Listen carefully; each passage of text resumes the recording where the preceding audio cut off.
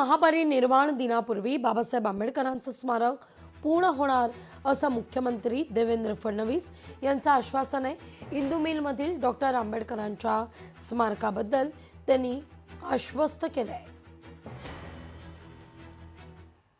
आजच्या प्रसंगी मी एवढंच सांगतो की आपण प्रयत्न करूया की आनंदराजजींनी मगाशी सांगितलं की काही अजून आपल्याला व्यवस्था केल्या पाहिजे, त्या व्यवस्था तर आपण करूच, पण पुढच्या आपल्या महापरिनिर्वाण दिनाच्या पूर्वी शक्यतोवर आपल्या इंदू मिलचं जे स्मारक आहे ते स्मारक पूर्ण व्हावं अशा प्रकारचा प्रयत्न आपण करूया।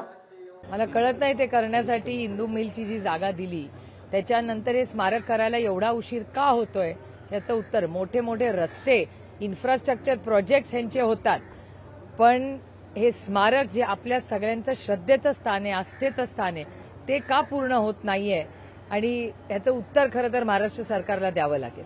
महाराष्ट्राचे मुख्यमंत्री हे गजनी आहेत, त्यांना काय बोलतात याचं लक्षात राहत नाही आणि सातत्याने आपण बघितलं तर खोट्या आश्वासनं त्यांनी दिलेले आहेत। त्यामुळे त्यांनी मागच्या वर्षी तेच सांगितलं, त्याच्या मागच्या वर्षी तेच सांगितलं, अजित पवार चक्की पिसिंग सांगितलं, मात्र तेही ते विसरले।